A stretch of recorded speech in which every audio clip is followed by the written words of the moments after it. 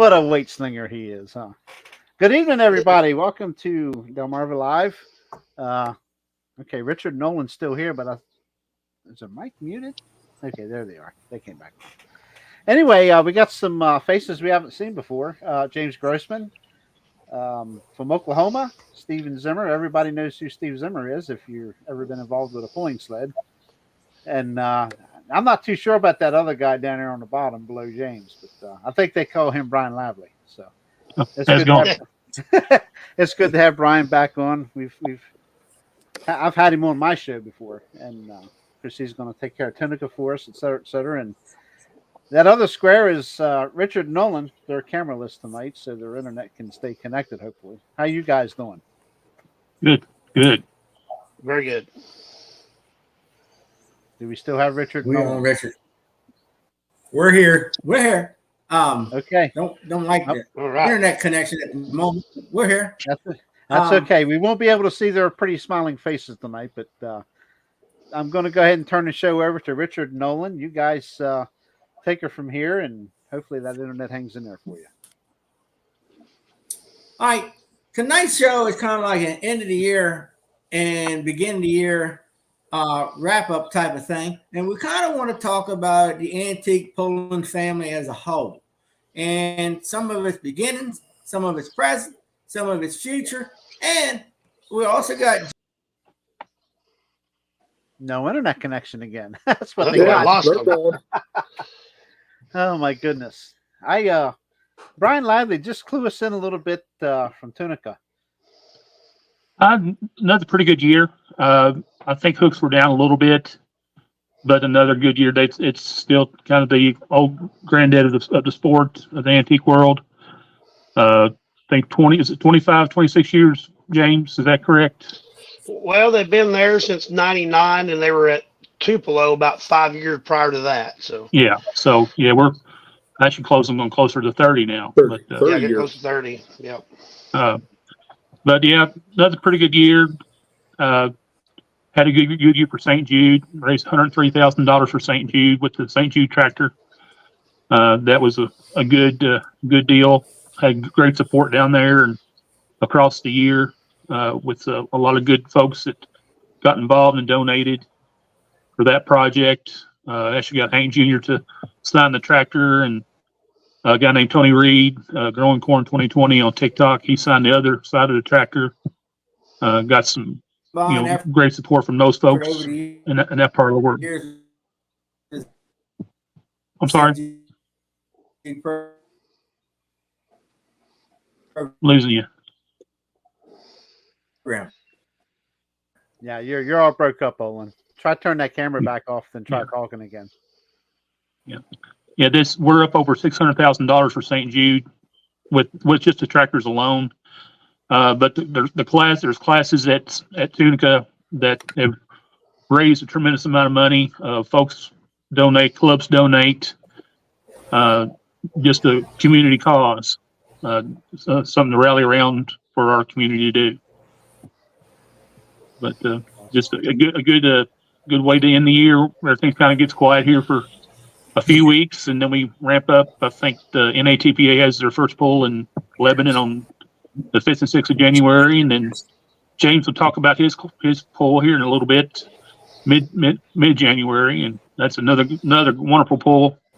You want to out there and visit some of those folks too. How many entries roughly were at Tunica this year? How many numbers did you see, James? Oh, I'd say it's probably around 1150. I'd say. Yeah. I don't think it hit 1,200 or not, but I'd say it's an 1,100 area somewhere. Justin Collier said he had over 600 hooks on his sled. Yeah. It's getting close to 1,200. Yeah. That's awesome. And 1,500 is they've hit 1,500 there. That's plenty. That's plenty for 3 days. We can attest to that. James can especially attest to that as a promoter. That is plenty. More than enough. Yeah. 1350 is about the sweet spot. That's a really good day on two sleds for 3 days. So I think what White Pine hit, they hit 1,800, didn't they? Yeah, that was a little much. That's a little much. Some late nights there. Yeah, that was a little much. That's a little much. Some late nights there. But We got some feedback on your end, Long Richard. days.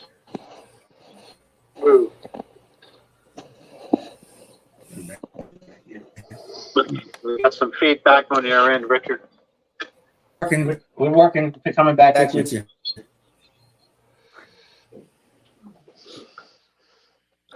you. Okay.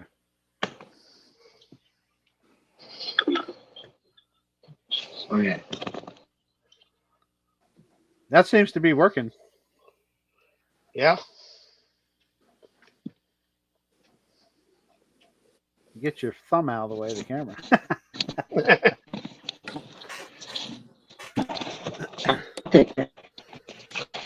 And all good things must come to an end.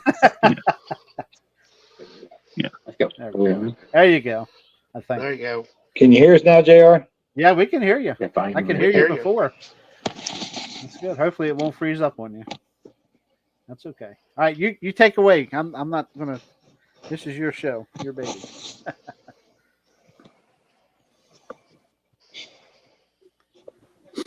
Speak.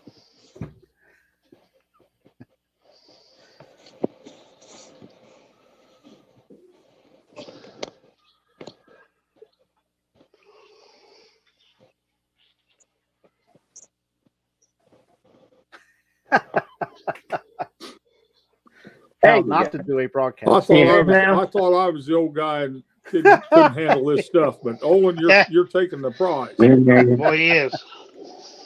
I think they're ready. It's now. not over. We changed the whole moving from a laptop to a phone. Called improvising. okay. We're doing what we can. Yep. We're tractor pullers. We're used to doing what we have to do to get it done. We're ready to roll. That's right. That's right. All right. Yeah. Okay. Can you hear us take it now, from here, JR, guys. without a glitch? You're good. All right. Did Bryan explain to him how many dollars St. Jude has done over the years? How many different tractors you all did in projects, and how big the scope is? How much area it encompasses, like East Coast, West Coast, Canada Where were to you? Florida? Or no, I just well, we I've missed just a lot. Sorry.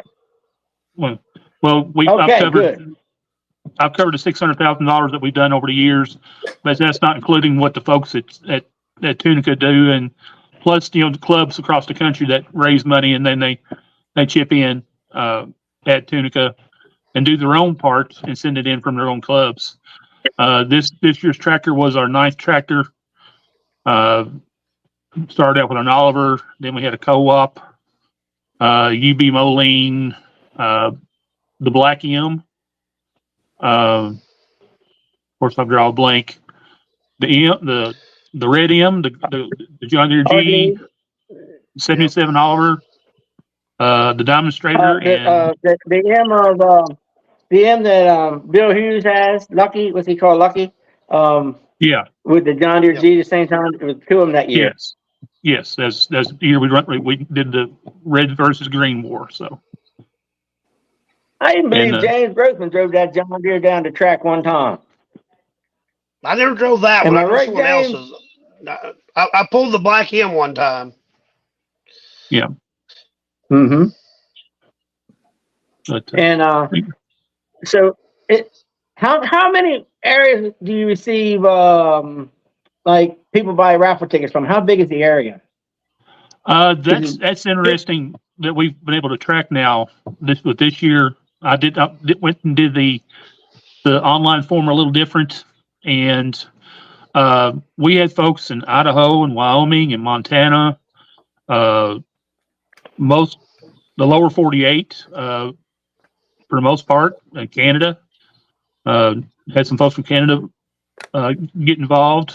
It was a lot of, I tend to know a lot of area codes with what I do, and then there were some area codes that I had no idea where they were at, and got to investigate, and I'm like, wow, this tractor had some real range this time, and last year's tractor did too.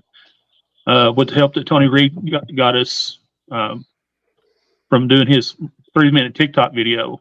That was pretty amazing. It was, but it's go ahead. Well, I got you talking area. How many different forms of antique it is? There's got stone boat, you got asphalt, you got small tire, big tire, uncut tire, open. There's how many? What you got there, Brian? What do you know of? Because you've seen most and been to most. How many different forms of it basically fit in the antique world? And a description. And Well, what areas do most of them, or where they at? Well, the transfer sled that we are all familiar with, that's all over the place. That's that's lower 48. That's what goes on for most part across the lower 48. Your stone boat, which is your deadweight pulling, may be on concrete, it may be on asphalt, it may be on dirt. That's more regional. You will see that in your upper Midwest a lot more. We've got some dirt dead weight here in Kentucky where I'm at that I wasn't aware of until a couple of years ago, and then Southern Ohio, where I had been traveling, having traveled 5 or 6 hours to find it, and then I realized it was 2 hours away. Amazingly enough, and they're just small clubs, of 10 or 15 tractors. 20 tractors show up, and it's a small club and do it. There's a real active club in Southern Indiana that does it on dirt. They all have their own unique set of rules, and everybody's got their own kind of way of doing it, and their own setups work for them. So your asphalt pulling with transfer, that's a big thing in Wisconsin. I'd like to see that happen more in other places. It's because they pull just boom, boom, boom, boom, boom. There is no waiting. It's just you just go. And if it rains a little bit, you just keep on going. There's no stopping for scrape off the track. There's nothing to do other than back up and hook again. So that's something fun and neat to see. I went and watched some of that a little bit this summer. They closed down a city street up a hill. They pulled up a hill, interestingly enough, and just fun to watch. And people just got their lawn chairs and sit them on the sidewalks along that thoroughfare on Main Street in a little town of Wisconsin, and had a big time. And it does draw crowds up there for festivals and community events, and that's neat to watch and see. I know. I went to Oakley one time and was just totally amazed by Stoneboat pulling in Oakley. And Michigan. I 3 sleds pulling like 12 hours a day, and there was always a tractor doing something. One was on concrete, a couple was on dirt, and just couldn't believe that much Stoneboat pulled in one area. I also know the Northern Tier of PA does an awful lot of it. New York. I've never done it personally. That's a different group of drivers and skill sets than mine, and I hadn't picked up the urge to want to do it. Asphalt, we've done it here. Had a great time. While we got viewers on, if Jerry can make it happen, can you kind of put on where you're from and name the organization so that others can see how big of a group that we're trying to reach in these podcasts, if you don't mind? Jerry, if you can make that happen somehow. What are you asking for again? I'm sorry. Gary, what he's saying is anybody out there that's watching the podcast that wants to make a comment or wants to comment on the podcast, if you would, please put in your comment, kind of what part of the United States you're from, what club you primarily pull with, those type of things. What type of pulling you do, whether it's stone-boat, whether it's weight transfer, what have you. Yeah, that's depending on how you're watching it. You can do, if you're watching it here on YouTube, you just turn on the chat and you can do it that way. If you're watching from Facebook, I'll jump around and look for. Actually, it'll come up on the chat usually. So, and then also over the years we've seen bracket pulling come on. we're starting to see variants of bracket pulling coming on now, which is getting kind of interesting. Yes. And different size groups of bracket pulling, different formats for bracket pulling. There's a lot of variants going on with that now. There is team pulling going on and different variants. And one of our favorites always to see is a memorial or a charity pull going on, something of that type. We see an awful lot of that in antique pulling. The pulls put on to benefit somebody or a need. James, I believe your pool, you got one of your classes. Well, I lost James now. JR, is James still there? I'm here. He just came back in. Yep. There I'm at. There you are. There we are. James, you got in your pool, you got a class to remember your father with, don't you? Special Oliver only class. Yes. Am I right? Yes, we have an Oliver only class. It's a 4750, 7 mile per hour, only Olivers. Just kind of something to remember him by and something to celebrate his life with. And it's so far, the first year I won it. Then last year, Ryan Herx, my good friend Ryan Herx won it. So that was pretty neat in itself. So. Ryan and Blake, they're your two major guys helping you with the pull out there. Am I correct? Ryan's my second guy in charge, and really, I got a Brad and Sue Cunningham. Without those two people, yes, I see him. Yes, yeah, I know Brad. Without those two people, it wouldn't happen. I mean, Brad and Sue they're a huge part of that thing. They help me in more ways than I can talk about. I mean, they are key members of that pool. It seems most of the big pools have key players, members that are often behind the scenes, but they do an awful lot. You got to always remember, and all these pools have them people, whether they're announcers or registration, the guy who watches the cone, the person who writes the numbers down. The guy running the skid steer. Yes. Or even you want that on the side of the track, taking the pictures for a family member, post on Facebook for the rest of us to see. It's all important part. It is. While we're talking to James, let's talk a little more about memorial pulling and I think what some people tend to forget is most pullers nowadays are 2, 3, 4 generations. Rather they're all pulling together. Rather we've lost a generation before that. Rather you're grooming a generation after that. So hats off to you, James, and I hope you continue that pull. Oh, I can hear you now. I think he's gone again. Can you hear me? Yes. James, did you hear anything I said? No, it cut out right. You started talking. Okay. So the point I wanted to make was I really appreciate what you do in memory of your father, because I don't know about everybody else, but predominantly most pullers I know are 2 and 3 and 4 generations deep into the sport. I know I come from a four generation family at this point. So while many people out there think we've grown past or forgot where we came from, we need to always remember what this all started as and why we do what we do. Yeah, Dad and I started together. A neighbor gave me an old WC Alice Chalmers, and when Dad first started farming, his first tractor he ever owned was a WC Alice Chalmers. And so we took this old Alice Chalmers WC, we call it Lulu, and we still pull it today. It was actually at Tunica this year. One of my buddies took it down there and pulled it this year at Tunica. But we started pulling that old tractor, and we traveled many miles and been over this country pulling tractors together. And I lost him 2 years ago, and it's kind of weird coming home now from a big pull. I used to come home from Tunica and tell him how everything went. Now that's kind of a void in my life. So it's kind of weird not coming home and have someone to talk to about it. But yeah, he meant a lot to me, and he did a lot for this sport. And I think the two of us together did a lot for this sport.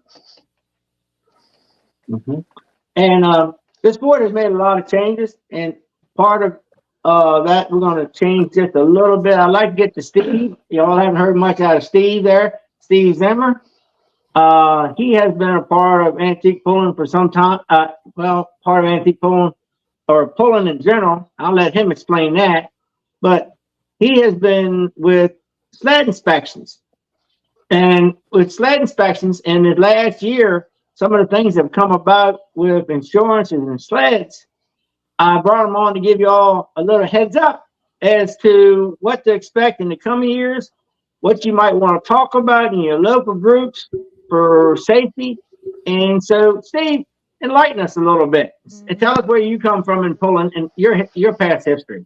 Well, me and my dad and grandfather started pulling about 65 years ago with H's and the Super MTA farm. Of course, it wasn't built to 53. We still have that in the family today. We play with it. It's been souped up. Now it's back to just strictly stock pulling. I've been involved with either NTPA or some type of pulling with the NTPAs for over 40 years, run the scoreboard. Got the sled inspector job. It'll be starting my 26th year. We're doing that. And we go from California, far east is Prince Edward Island, 3 provinces of Canada, clear to Florida. So we see the past year we had was in 46 of the 48 lower states doing sled inspections. And where we have come from 26 years ago to where we're at today has come leaps and bounds. And the biggest thing that we talk about, we just had our annual sled meeting in Columbus this past weekend, is safety. We're on the whole thing now about hooks. We had a couple of minis come unhooked this year, one down at Ocala come unhooked and done a somersault, ended up back on its wheels. And the only reason it didn't go any places that broke it in two and the dry shaft come apart. We had one come unhooked at Bowling Green, National Tractor Pulling Championship. It done a flip-flop and ended up on its top.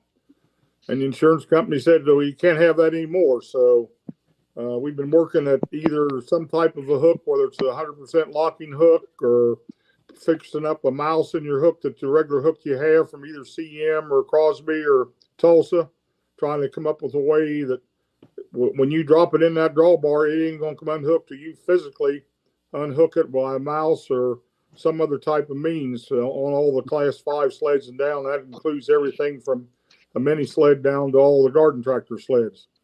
The bigger sleds, the class 6, 7, 8 sleds, we're going to the anti-hook device on the end of the nose of the hook, and there's a procedure for putting them on.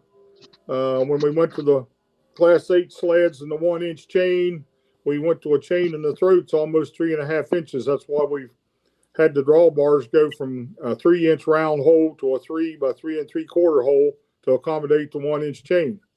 When I got this job back when I started, we had 2 class 8 sleds, unlimited. Hager had one and Bauer had the other one. And now we're getting close to 70 of them in the country. Over half the sleds we have within SOA is class 8 unlimited sleds. They can pull anything. So, and they all got a 1-inch chain on them, and that's a big hook. So, and we're basically, that's where we're at in tractor pulling, where it's evolved from when I got started in it, and where we're going today, and hopefully brighter days is coming in the future. Do you see any other changes possibly coming in the next years? Other than talking possibly about safety, trying to make it safer. Yes. The biggest problem I see today, and this is from where I look at it, we're getting bigger crowds. As we get bigger crowds, everybody wants to get closer. And we haven't got to, NTPA's got a set of rules where we keep everybody 30 foot back off the darn sidelines, but you get to some of these other pulls that I go to, antique pulls and things of that sort, they just keep crowding closer and closer and closer and closer. And I don't care what you're doing, antique pulling, NTPA pulling, granddad pulling, things come apart. And people got to understand, we've had some instances this year, we had some problems, had some accidents. And that's the biggest thing that I iterate to everybody. We want to be as safe as we possibly can.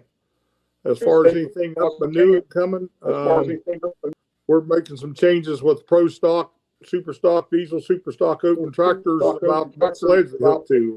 There was some discussion of having them go on with sled. That was kind of table for this weekend, but Ho. Trying. Well, this is getting exciting.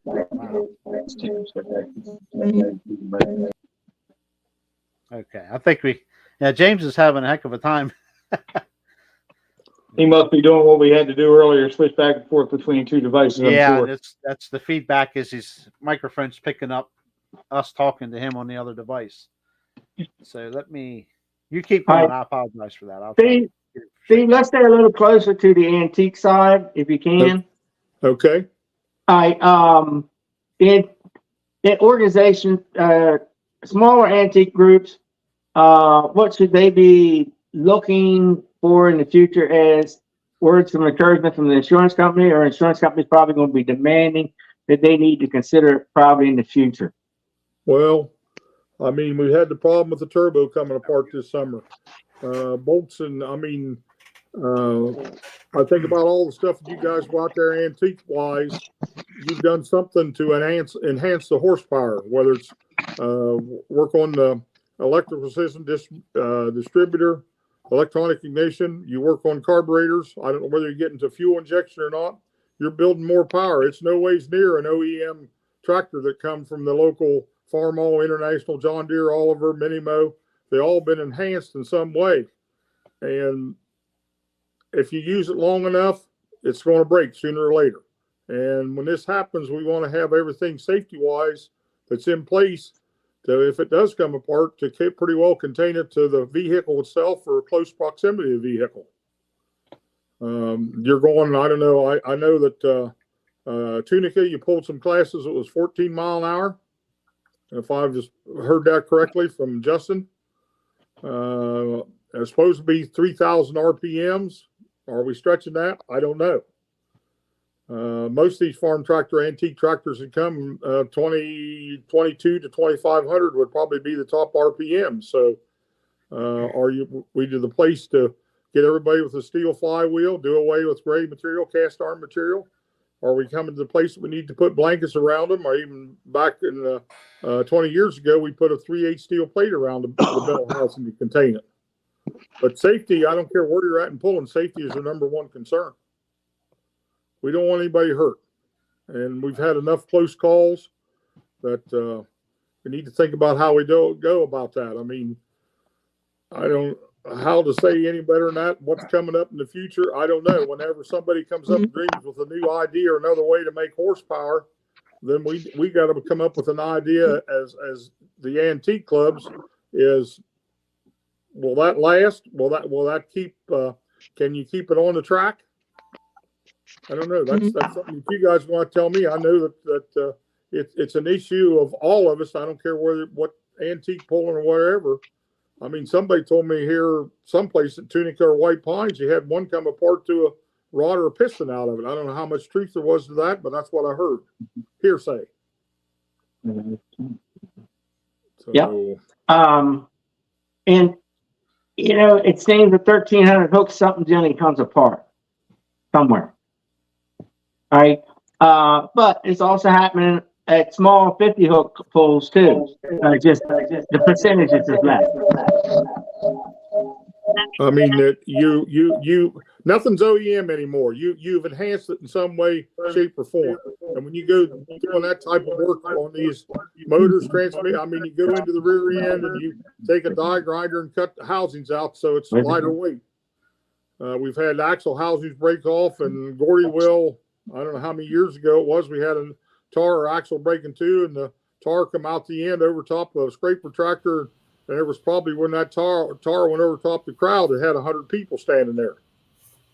Good Lord was with us that night, went over top their heads. When it come back down, there wasn't nobody standing there. And then that was all from going into a rear end housing or making a gun barrel axle to try to get down to that weight. And I know some of your smaller antique classes, you do there's a lot of that being done. You fill the rear ends full of foam, and to cut down on the amount of oil, the amount of weight you got to put in the back of the rear end. I mean, you guys, everybody that's out there pulling, I mean, it's bigger and bigger in the winter than it used to be. It used to be when we got done in September, October, we had the rest of the winter and spring to figure out how to make horsepower. And I guarantee you, everyone out there that's got any type of tractor pulling, you figured out how to get more horsepower. And horsepower, and it's got to break. It's going to break sooner or later. It might not be today, might not be tomorrow, but down the road, something will happen. I mean, you go up and down that track as many times as you do, just like the sleds. As many times as these sleds go up and down the track, they break. Yep. So, And that's something all the organizations have to deal with in the upcoming years. More and more of it. Tractors are getting older. Drivers are getting older. So hell, you're let's still everybody. checking that, aren't you yet, Olan? He didn't hear that, did he? Or he's ignoring me. I can't hear you. I said you're still. I can't ignore what I don't hear. He's getting old, but he can't hear. No, I mean, Can't hear. you're working everything. You're working everything. What, 1960 and older? Yes, that's one of the chosen numbers. But I think they're working on getting a little bit newer. You're going to get into once you start getting into up to 64, 65, you're going to gather up some tractors that come with turbos. We've had lots of discussions. I know that Tucker put on his page that what you're going to have for safety to pull with him at Shipsawana or the old Gordyville pull, putting another safety device in between the two bolts in the exhaust pipe and the turbo to go play with him. And then when you go to a newer tractor, I mean, you got what year's the 1206 farm all built, Olan? 65, I believe. Okay, so when you going to go to a 65 as far Well, as antiques? You start running into power shifts too at 65.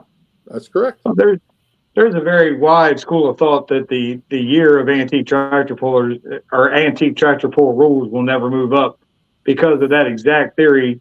You start moving to 64, 65, 66, you're going to start eliminating A John Deere's, G John Deere's, and You're going to eliminate all them. H's and M's real quick. But that will still go back to the local group's philosophy on what works in their sandbox. It will. It most definitely will. Go right back to the local group to make the final decision. But that's one of the main reasons antique tractor pulling has never moved up. Like say the automotive world, you know, you take an M Farmall and you put it up against the 1206 or even a 656. They're not in the same ballpark. No, very true. So I mean, it needs, my opinion, it needs to stay 60 and down. But you go to some of these antique pulls, and the ones that we got locally around here has 4010s, 4020s, 4320s. A little newer, it's up in the early 70s. But they're all out there antique pulling with the rest of them. They all, and none of them are stock. It's all scratchy now at this point. Everybody's buffering. Everybody's buffering. Mm-hmm. Brian's going. I ain't seen JR moving in 5 minutes. I'm moving. I'm trying to be quiet. Yes. I'm here. My camera just not working. Yeah, we can hear you. But back to Brian. Brian, you see some trend lines changing in the antique description over the next some years, don't you? You know, y'all bring up some interesting points. I've kind of decided that as long as we're limiting tire, we're limiting hitch, we're limiting speed, emphasis on speed, we're limiting RPM. You could about run anything together. Now, having said that, certain tractors are limited to an extent. Once you start getting above 8 miles an hour, there's 7 is kind of a sweet spot where anything can run. Yeah. But 8 and above, that's where your newer tractors will show some significant gains. I'm not a fan at all of any kind of idea of a turbo or any kind of enhanced aspiration on a so-called antique or classic, because that opens up a whole nother Pandora's box of issues and problems. Big Pandora's box. Yes. Because it's all fun and fun and dandy when a class is created that's a turbo, like an antique turbo class, and then somebody starts shopping at a Weimer or a Hart's or whoever for the latest and greatest that they can find, and the horsepower race begins again and the dollar race begins again. So, the safety race begins again too, because in all honesty, while we're talking about all this and safety needs to be everyone's top concern, it's not exactly fair to take the few people that still do the traditional thing of, unhook and unpin their 1456 and put a set of wheelie bars on it and bring it out to the county fair, as opposed to the guy that, just like you said, has a stage 3 turbo on the tractor. They're not the same animal. They can't be treated the same in the same cookie cutter. Well, that goes to a whole nother discussion about what is farm stock, and farm stock is the most outlaw class that you could ever create. Let's just call it what it is. Farm stock in one place is completely different from another. I've seen 24.5 full cuts on a farm stock tractor. So, and then some other place 18.4 bias tires is the best you can go. So what's farm stock? Yeah. But farm stock is growing, especially around where I'm at. Some guys are finding out that they can go fast and blow a little smoke versus, spending a ton of money on antique is what I'm finding. There's some folks migrated from the antique world to the what I call our local farm stock world. Yeah, but isn't that the generational thing? We're getting a younger generation now. That's like anything else. They want to go faster, want to go bigger. Yeah. And in fact, there's some close family friends of mine that this father and son. They are both first time pullers this year. They decided to get in, and actually, it's actually 3 generations. It's the father, the son, and the grandson, and the son and the grandson are pulling, and the dad is, he's kind of he watches and enjoys it and enjoys seeing him go down the track. So they found something to corral around together and enjoy. They got an 856 and a 1206 that they pull, and they're just getting their feet wet and seem to enjoy it. And where they're pulling and what the speeds they're pulling 6 and 8 mile an hour. They're able to have some fun and not put a ton of money into it. So, yeah, and in respects, that's what we're all after. We're after having a nice time with family, playing with tractors, and trying to do the next right thing while doing it. Mm-hmm. Well, and that's where it falls into. You really have to, each individual club has to understand what their crowd is, where the tractors are, where the generational gaps are, and really the needs, and make sure that you're not making it so it's safe, but you're not eliminating somebody that wants to take their 1456 or their 4020, and they're not going to put wastegates on it. They're not going to cross drill their turbos, and quite honestly, if they're stock turbos, they shouldn't have to. True. So there's a lot to be discussed. The pulling family is big. The needs are big. When you look across the country, the answer in one area is 100% correct there, and another area is 100% wrong. So we're not here to tell anybody what they're doing is wrong. We're just here to kind of like, hey, there's a lot going on. Make sure you listen to everybody and find out what works for your group, and have a good time doing it. And while we're talking about variations, though, when you brought it up earlier, a few years ago, you didn't even hear the word bracket pull. Now there's bracket pulls. Now bracket pulls have grown. They've changed. You have bracket pulls out there that are single buy-in 64 tractors, single buy-in 32 tractors, 16 tractors. You have Uncut tires pulling them. You have uncut brackets. You have brackets that have buybacks. From the looks of things on Southwestern, we're going to have yet a different version of a bracket pull in Chatham, where basically the Jefferson, Tennessee definitely is, and early March. I have 2 bracket or classes at my pull now, so I There you go. cut. I got a top cut and a full cut. We do it different. We do an elimination where it's not head to head at first. We line everybody up and take winners out of 4 rounds and get 8 tractors in a bracket and have an 8 tractor bracket at the end. But see, that's another version, and that's a very good game to play right there.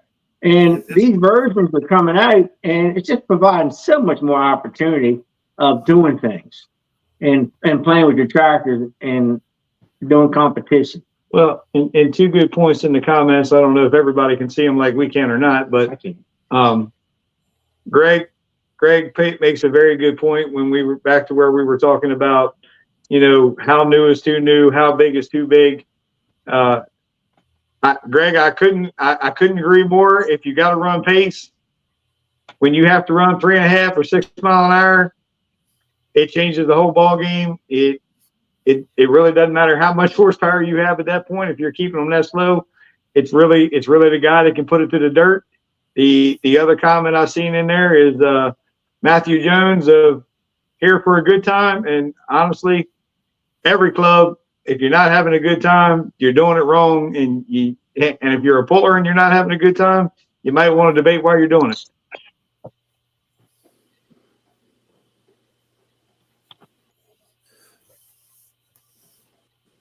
We there? We're there. I'm reading the comment. Oh, I'm reading the comments. All I'm doing. Yeah. Yeah, that's still about our poll. We try to our poll's put on by pullers. We kind of know what everybody wants to do, how they want to have it done. We try to move through fast. We don't waste a lot of time on our track crews really fast, do a good job. Probably one of the fastest ram pulls there is. And we want everybody to have a good time. We treat everybody fair as we can treat them. If they don't think they're being treated fair, they come to me. We'll talk it out. And we'll work it out. I don't and that's the way it's supposed to be. I don't want anybody ever leave and not think they've been treated wrong. If you go to James Pool and you don't have a good time, it's on you. It's not on James or anybody out there. That's for sure. Yeah, we really work hard at making everybody have a good time. James, when are you going to do? Have you done your Thursday schedule yet? Getting it close. Working on just a couple more sponsorship classes and stuff, but I should have it out by tomorrow. We're just going to have 2. We're going to have 2 jackpot classes and our 2 bracket classes, and then I don't know how many people out there know Jeff Gravert. He lost his son back earlier in the year, and we're working on a little deal to honor his son at the end of the day on Thursday. So, going to be kind of a fundraiser deal.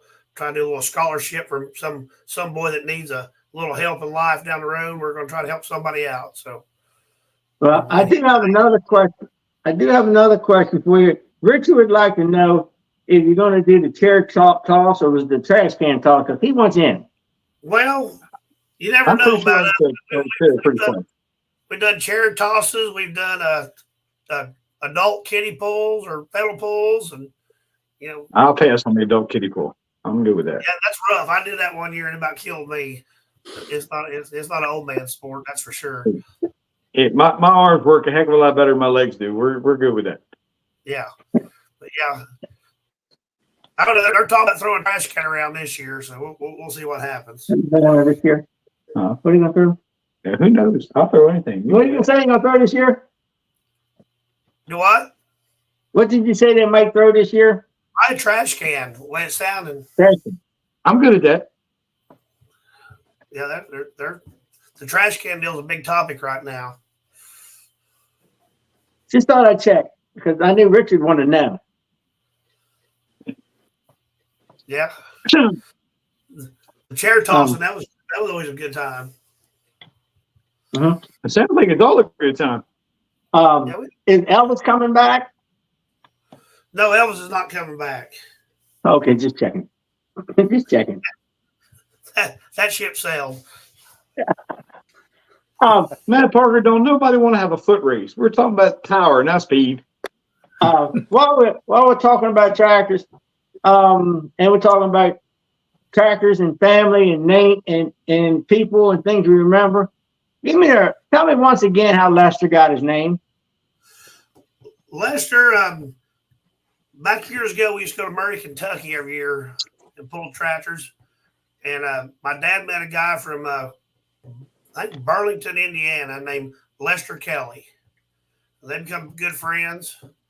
And they got talking back and forth. And Lester told Dad he had an 88 that he'd like to sell. So we drove up there and went to one of their club pools and their club picnic. We all got food poisoning on some bad ham. And we bought Lester and the tractor we call Lester now, and bought the tractor and brought it home. And Dad named it Lester's Reaper, and it's been that name since 1991. How do you like that story, Richard? That's a story. That's a story. Most of the stories we come from start with a junkyard, though.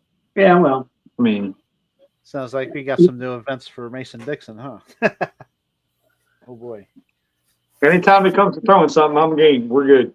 yeah. You're good? Well, we can bring something up. I guarantee it. And everybody staying at what hotel, James? Most of them staying at them. The La Quinta Is is it where booked most up? people stay out there at Catoosa. But there's about 10 hotels right there at Catoosa. Hard Rock Casino's right there. It has a hotel. It's a little expensive, but there's a Super 8. There's a Motel 6, a Hampton Inn. There's all kinds of hotels right there. RV, So- baby. That's the way to go. There's an RV park right there at the arena. There you go. Yeah, right there. They have an RV park right there at the arena. So And is there a lot of under roof parking for the tractors, or are they sitting at parking lot parking? no, there's not a whole lot. Well, there hasn't been a whole lot of under roof parking, but things changing out there. We're not sure what's going to look like come January. Things have new owners in February, so some things are changing. So we'll see what happens. Okay. Yeah, I hadn't been there. Probably going to predict cold, right? There's a little bit of under roof parking, but there's not a ton. I think the train crashed. Yeah, The train crashed in Millington again. That was off my front picture, Richard. You Maryland guys. Well, we're having a good problem in the cell phone right now.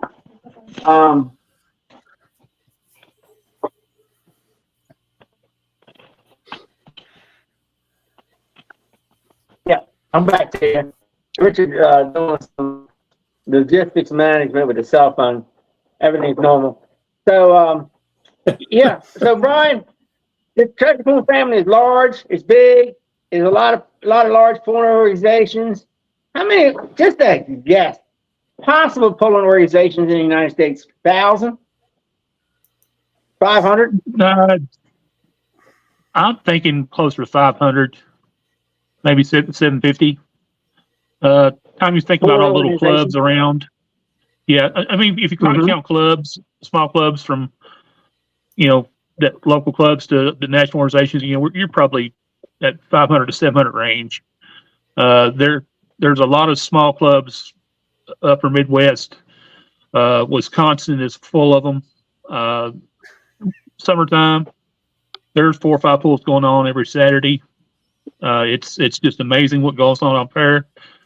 I've kind of toyed around with the idea at some point doing a book on pulling in all the 50 states where we've actually got pulling going on in every state but Hawaii. We did pull in Hawaii back in the 80s a little bit with the 4-wheel drive trucks.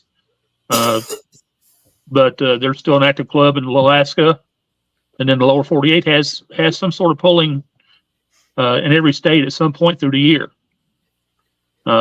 you'll find that what I found interesting is that like in the Southwest, it's really primitive kind of pulling. It's true stock barnyard tractors out there, and in Arizona, New Mexico that I've seen pictures of, and then of course closer you get this way, stuff gets hotter. Texas has a lot of good pullers, good pulling going on from the entire scope of things, from antiques, barnyard antiques up to pro stocks and what have you up down there, mods. Of course, James and his crew have a good following, a good crowd there, Green Country, with that club. There's another club on west of you, isn't there, James? That pulls too. There's a club out by Oklahoma City that pulls, and another one out by El Reno. Okay. Yeah, and then the closer you get to the Mississippi River, it just exponentially expands the number of clubs that are around. So it's all over the place. It just it's a lot of it's for me. It's been hit and miss. Where I've there for several years. I would have plan A, C, D, A, B, C, D, E, F, and G. Well, one year I went to plan H to go to a tractor pull, and I just happened to find a pull up on Lake Michigan in just a real tiny club. Everywhere else had rained out. Everywhere else was mud, but this one place. And it was a dead weight dirt pull right on Lake Michigan. There was about 20 tractors there, and I just kind of showed up, took pictures, and kind of a chill group, and they had fun, and everybody was just had a big time. But then I just went. You had to go dig, and you find these places, these clubs. But they're you just gotta look.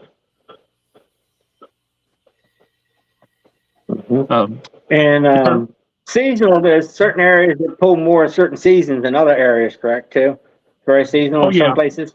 Yeah, Florida don't pull in the summer, but they're busy in the winter. Oh yeah, it's well, Georgia and Florida are more fall, winter, spring. They're more active then. Of course, the heat has a lot to do with that. And then you've got your snowbirds that go south. Some folks that have multiple residences and they like their horsepower, and they'll take their tractor south, and you can go play down south too. A lot of times, I used to go to Florida quite a bit, but there's enough pulling going on now up north here that I don't have to drive 12 hours. No, I enjoy going down there, but there's lots to watch and see up, within 6 hours of the house now with wintertime pulling. So, the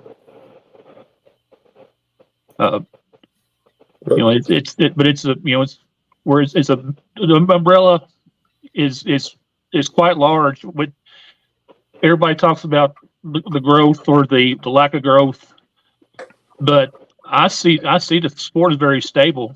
Now, 6 or 7 years ago, I would have said that we have an issue.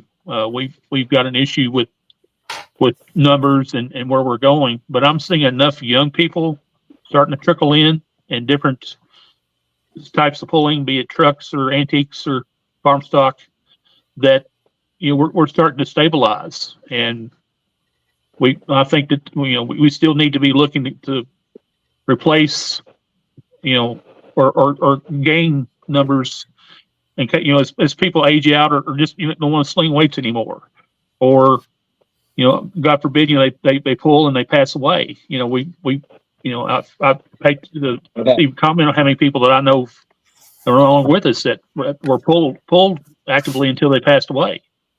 In the last 13 years that I've been actively involved with antique and classics and everything else.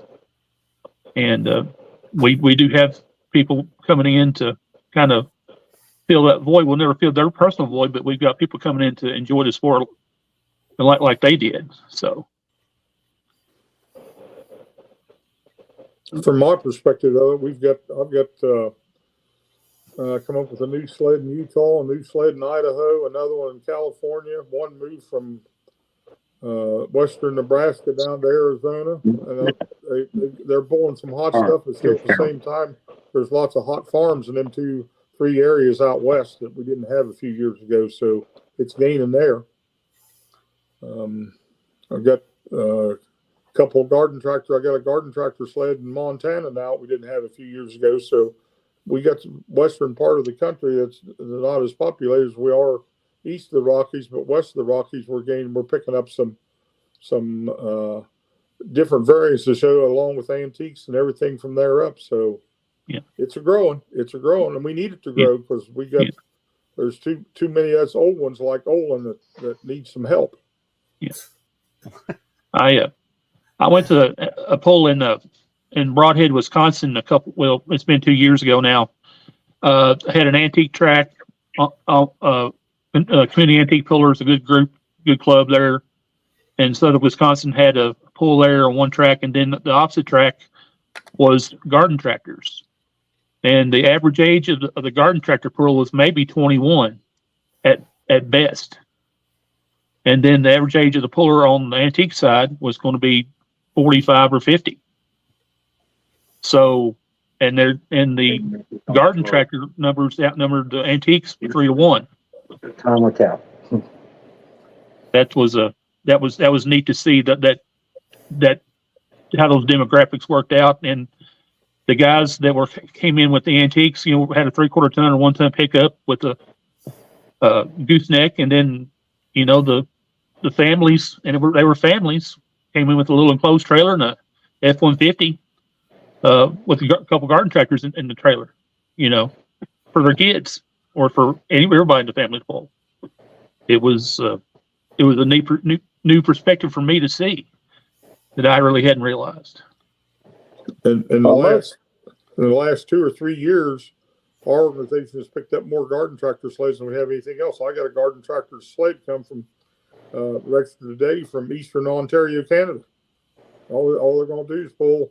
I don't know what it's 800-pound stock to a super stock, a pro stock. I don't understand all the classes in garden tractor pulling, but There's a bunch. I know last year I think we had 3 new ones, and so far this year, waiting on even to 2024, I had one that joined today. So hopefully we got one of these young kids that gets into garden tractor pull, goes to college some days and comes out of there a mechanical engineer or a genius and stays around tractor pulling and helps the sport down the road. But that's going to be our future in pulling, is we get some guys starting out garden tractor pulling and they gain to down the road to come to something a little bit bigger and go on. But I mean, our sled owners organization, what we got out here, I'd say our average age is 60 plus.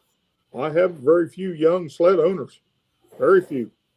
And we didn't lose one, but Hager resigned from the NSOA board this over the weekend. He's no longer involved in the board. He's 75 and he's had enough of it. Been involved with it since when it started back in 1980 in Nashville. So that's been 40 some years he's involved in pulling and helping write the rules that we can go out there and all of us buy affordable insurance. That's what all NSOA was set up for back in 1980, is come up with a set of rules so they can buy insurance. And insurance is today's world. If you don't have it, I don't know how you go out there and do anything without it.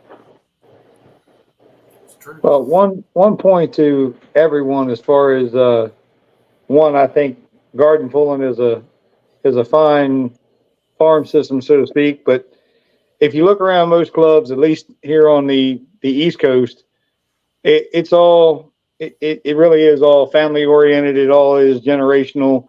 It's sons, daughters, granddaughters, grandsons, brothers, cousins, nephews. That's how the next generation picks up. My son started when he was 12. As soon as he could prove he can control the tractor, that's pretty much it. He's been on one ever since. I started because my grandfather had been doing it for 5 years before I started, and that was 20 plus years ago. That really is how most of tractor pulling, at least on the the East Coast goes. But I think it's kind of universal though. More than likely. It's you know, there's very few times I see I'm gonna get her. a puller just start out, unless it's a group of friends that say, hey, I really enjoy pulling. Let's find us something. Let's go pulling. You know, it's usually father-son situation, or grandfather and grandson. You see a lot of that as well. Wait a minute. See, everybody says father, son, grandson, all of those things. Let's not forget, it's not gender. It's not gender oriented. Well, it's an all-encompassing sport. Well, it's a well. I'm not meaning to be sexist, of course, but you know, there is the father daughter the situation. There's husband wife. You know, and I, quite frankly, I find women drivers be better drivers at times because they're more patient. Well, you just made Richard's daughter very happy when you said that, James. I think she took it to heart. It meant better than daddy. I think she thought that meant. Well, okay. Well, we can play that better than daddy on more than one level around here. I know a daughter can drive pretty good. Like I said, we can play that better than daddy around here more than once. Yes. Let's not forget that. But to your comment, I as painful as it is, I have to agree. I mean, time and again, I do see that. There's you know, I guess, you know, for whatever reason, men are wired differently and bend the throttle quicker sometimes. You know, whereas women may be more patient about it. Mm-hmm. We're starting to get Well, quite a few ladies in our club pulling now, and they do a good job. Yeah. You know, we've had a queen of the hill at Tunica. One of these Coes won the well, she's been queen of the hill in the light class, 4250. So you know, some stellar, very good drivers out there. Well, again, it falls back to we need to be conscious when we say family oriented. It is just that. It doesn't limit itself one direction. Whether it's father, daughter, mother, son. God, I'm surrounded by them on all sides. Mom pulls, daughters pull, sons pull, uncles pull, brothers pull. There's ask JR. He'll tell you how many times he has to say the word McIntyre in a day when he videos anywhere around here. Yeah. Big family. But that really is what it's. That's why I keep doing what I do. That's for damn sure.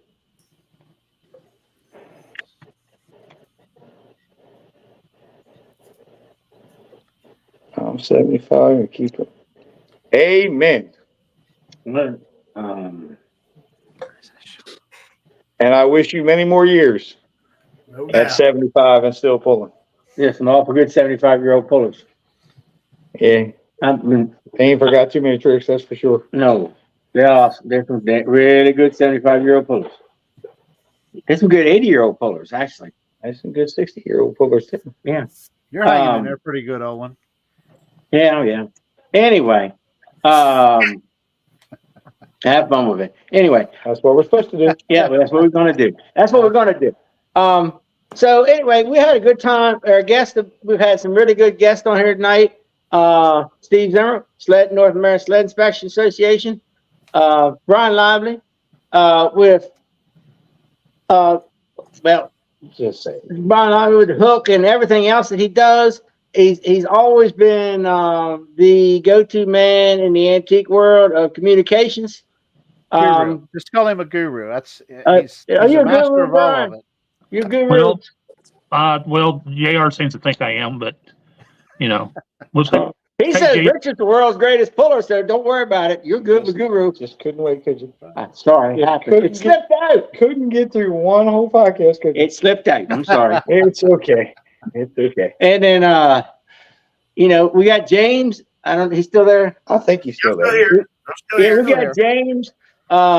James has always been a favorite of mine to be around and watch. I pulled against James many times. Look forward to pulling against him many more times. He's out in Oklahoma. Very unique style of driving skills, and the rest of his little group there. You just need to go watch him sometime, just to watch him. So had some really unique guests on here tonight. Appreciate different areas of pulling, different seeing different things happen over the years. There's a lot of years on the screen right now on tractor pulling. There's a lot of years of tractor pulling on the screen right now. Yeah. And we thank all of you and all the people watching. I hope we provide you with something not to irritate you, but to help you understand the scope and size of antique tractor pulling and tractor pulling in general. Some of why we do it, some of what could happen, what don't happen, what we see possibly coming. Be safe is the main thing we're trying to tell you. Let the hook, let the distance, let the drawbar, let the speed take care of figuring it out. Let the numbers run and go pulling. And on that, just so, again, thank everybody for being here. The biggest thing we want to accomplish with this type of platform is share information, share stories, share why we do what we do, share where we've been, share where we hope we're going. You know, we all enjoy the sport or we wouldn't do it. Lord knows you're not in tractor pulling to get rich. If you are, you're not exactly the start the tool in the shed. If you're here because you think you're going to make money, you're probably not. You need a new pencil sharpener in your pencil box, that's for sure. But we are here to have a good time. Most of us do it because, some of us do it because our grandfather started it and we're 3 generations. Some of us do it because somebody said, my boyfriend said this and we're going to go do this. And we don't believe that's correct. As we say, you know what? The rest is history. And hopefully the future is written much the same way of, I can say for one, there was a time I wasn't real sure any of my kids would get on a tractor. Now they fight over which one they're going to drive which day. So that really is the sport for me. Is it's family, friends, tradition, and regardless of what anybody thinks, it's where we've been and where we're going. We don't want to lose touch of where we've been, but we also got to keep looking forward to where we're going. Uh-oh. I think that's the alarm that says we're done. There you go. No. You got time. You got something else to talk about? Talk about it. It's fine. No. We're going to ask our guests, do a go around with the guests, let them do a final statement, and then we'll be done then. Mr. Grossman.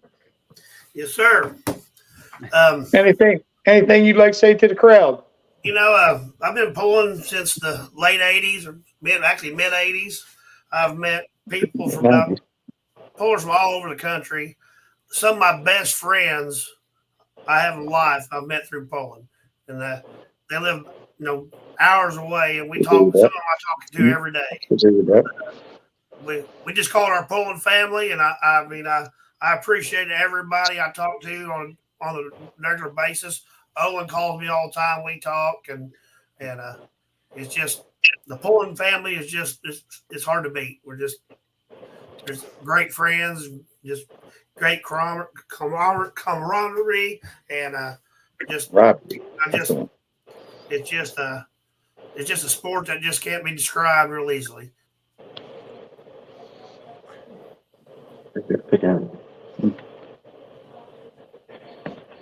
Oh, there we go. Mr. Smith. Bryan, anything you'd like to say to the crowd before we go? Yeah, I just want to, kind of just add on to what James says. It's a family. I really, when I first got into the sport years and years ago, I went for the tractors. The smoke, the noise, the action. But I go for the people now. I know that there's very rarely I don't show up somewhere and I don't have a chance to see somebody I know and visit and get together and have those one-to-one conversation. And we don't, and a lot of times, a lot of pullers, we that I talk with, will we talk about pulling? But a lot of times we maybe talk about other stuff, and it's it's just the tractors I found are a way to connect people, and just just a link. They're just a link for people to rally around one another, and it's and I don't care what level of sport or kind of sport you're doing, whether you're in garden tractors or pro stocks or modifieds or whatever, they're a way to connect with other people.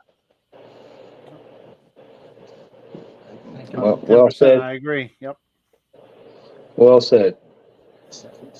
Stephen, Yes, sir. any words of wisdom before we depart tonight? Well, here the biggest thing I want to say, and it's been reiterated by all of you, it is a family-orientated sport, and it needs to continue to be a family-oriented sport. I've got my daughter-in-law drives a Grand National Mini, not afraid of it at all. I've antique pulled, I've farm stock pulled, I've tug pulled, I've pulled on blacktop, I've pulled on concrete. And of course, I get to travel more all over this country than anybody else, or as much as anybody else. When I get around tractor pullers, I've never found anything but friends.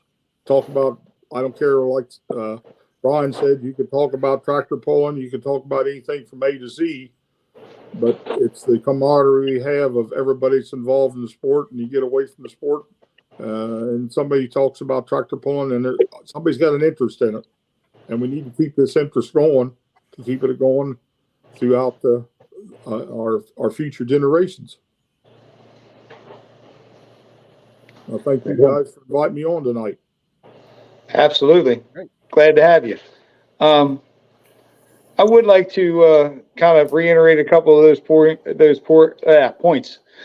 The one thing you don't know that you're missing until you figure out you've been missing it is, you come down from the hotel room when you're going to a Chatham or a Boone's Mill, and you sit there and you talk to 10 or 15 people that, necessarily 2 days ago you didn't know who they were, and now you're talking by first name and sharing cups of coffee, and kind of the same thing after the pulls. You come back, you go to the Mexican restaurant, or God forbid, we got pulling so late, we go to the McDonald's because that's the only thing left. There's tractor pulling is nothing more than a collection of stories and memories, and if you're missing out on that part, you're missing out on the real meaning of why we do what we do. I happen to be sitting next to one of the best storytellers at least on the East Coast. Yeah, I jump in here real quick. Chatham, Virginia, Olan, kind of, I won't say convinced me, but he said, hey, you need to come check this pool out. And it's a great group of people, et cetera, et cetera. And I want to tell you what, from the first time I walked in the door at the Chatham pool, it's been like a whole new family. They treat you with great respect. Can't wait to go back here this year or next year, 2024. Couple months. Well, I can't speak for a few of the other ones. I know Olan can, but I can tell you, pulling in Chatham, Virginia is almost like pulling at home, except it's on a bigger stage and with more people. Because you definitely feel like you might feel like you drove for a few hours to get there, but you definitely feel like you're pulling at home. Yep, it's a good time, it really is. Yep. Very much so. I'll say. There's on the rest of them. Well, the rest of them, after you've been to them a few times and get to know them, it's surprising how many you could be 1,000 miles from home and amongst friends. It's a really unique atmosphere, and it's like none you've never seen before. You can like, well, I got an issue.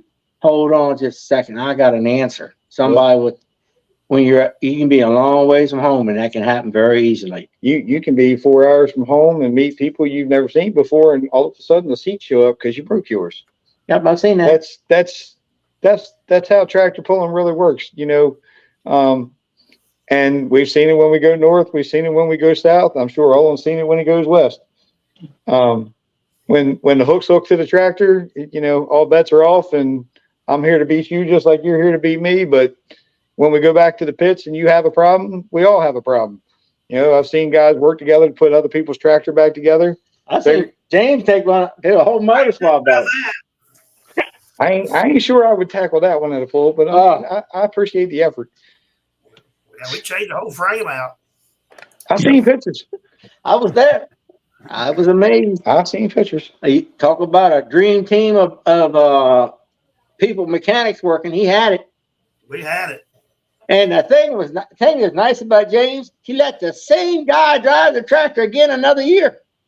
Nah. See, even that one that just walked in the living room, you break it once. That's it. We're done with this. James let him drive another year. Oh. Yeah, it don't matter. If the PA pullers are listening, the incident I'm talking about, I broke my seat bracket in Ceilings Grove the very first time we went up there on the very first hook, and the Klinger pulling team promptly left, came back half hour later with a complete seat bracket, the whole 9 yards, and an impact gun to change the seat bracket. So, but the point of it is, they happen to be Oliver pullers, and they had Oliver parts. They did. If you had a John Deere, they'd have done the same thing. If you have a farmer and you got farmer parts, they'd have done the same thing. That is the point of it all. I went to a pool in Beaver Springs where they did them early bracket pulls and broke a 5-spoke rim. I was down to 2 spokes holding on a 5-spoke rim. I was lent a pickup. We went to somebody's house. I don't know where they was at. Well, did it come back, and I was in time for the next hook. Go figure. It can happen. Well, and that really is a testament to when a couple of the comments tonight has been tractor pulling family. And at the end of the day, some days we may be dysfunctional. Some days we may not like each other very much. But just as well as your real family, that's your tractor pulling family. Yeah, White Pine, you had now see, Carl, why you got to go there? Yeah, we ain't going there, Carl. Anyway, White Pine, you had that new drawbar thing come out. A lot of tractors left. They didn't match the hook. Within half an hour, they was back again. They was pulling the rest of the event. Things was getting taken care of in-house. They broke a sled, fixed the sled overnight. Amazing what tractor pullers can do. Well, and I mean, a testament to right along those lines when you talk about fighting sled issues and everything else. You know, we went through it last year in Chatham, backup sleds, moving sleds. You know, we went through it this year earlier in Duckho, where a grader comes off and grades off the track and you go again. Boone's Mill, you do the same kind of thing. Tractor pullers in general have a very much no quit, no give up. We're going to find a way to get to the other end of this thing. Since we said we would monitor the comments, Carl was so polite to remind me that me and Olan went all the way to New York, and when I was greeted to actually register for the bracket pull, the young lady at registration reminded me so well that the day before I had the farm wall that ran like a John Deere. So that was a very, very happy morning for me, let me tell you. He had 2 foul plugs. Correct. I had 2 fouled spark plugs. It was not a good morning. But as everything else in tractor pulling, that's how it goes. You adapt, overcome, and go again.